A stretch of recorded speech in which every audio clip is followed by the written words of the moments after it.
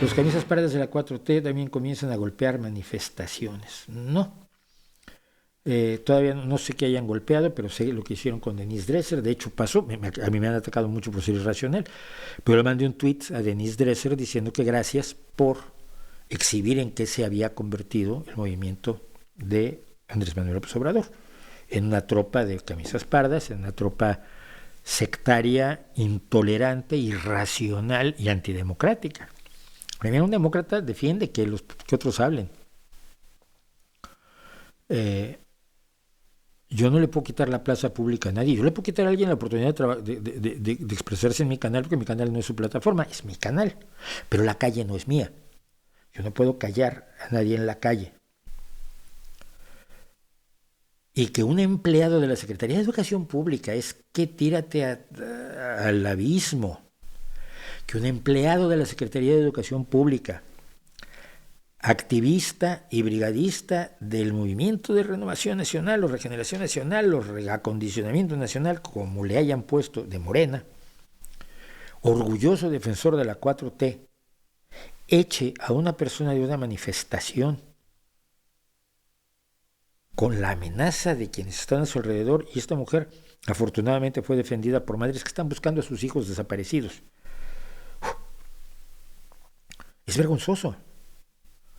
Pero todas las respuestas, y volvemos al derecho a la irracionalidad, todas las respuestas que yo recibí, no sé por qué mi tweet a Denise Dresser se hizo viral, no lo sé, pero tenía de pronto 7,000 me gustas, y esos 7,000 me gustas movieron el avispero de una manera increíble.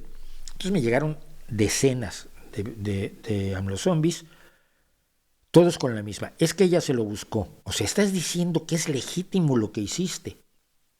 Es que ella es de derecha. Yo no lo sé. Yo recuerdo a Denise Dresser como una mujer progresista que siempre luchó en contra del PRI y el PAN, pero bueno, puede haberse vuelto de derecha. Me da igual. Tiene derecho a expresarse, tiene derecho a participar en una manifestación de un movimiento que ella conoció poco de lejos, porque ya tenía 5 años cuando fue el movimiento del 68, creo que es del 63 ella. Yo tenía 13 años, pero que tú que no es tu movimiento, que tú no puedes decir que tú eres el dueño del movimiento del 68 cuando en el 68 ni existías. Es que ella se lo ha buscado porque habló mal del presidente. Entonces, hablar mal del presidente justifica que le hagas esto. Todos estaban justificando. No hubo uno solo, y esto me horrorizó, no hubo un solo tuit de alguien que dijera, a ver, ella es despreciable, la odiamos, bla, bla, bla, pero lo que se hizo estuvo mal. Ni uno defendiendo su libertad de participación en manifestación, su libertad de expresión, su derecho a caminar por la calle que es de todos. Nada. Ni uno solo. La mayoría eran verdaderos AMLObots. Sí, gente probablemente de cuevas de presidencia o gente de los granjas de trolls de Morena, que decían todos lo mismo y tenían, pues eran nombre numerito con 17 seguidores. Y la cuenta de 2018. Oye, mira, si vas a comprar cuentas de 2018, yo te digo dónde comprarlas con más seguidores. Yo sé dónde se compran.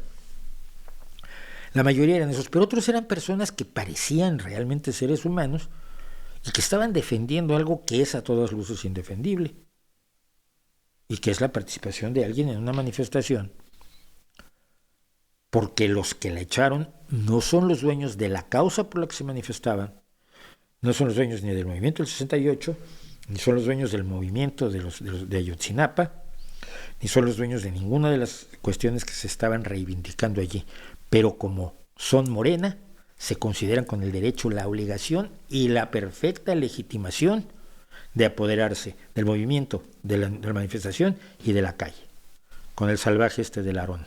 Le escribí a Larón, por cierto, ¿y qué creen? No me contestó.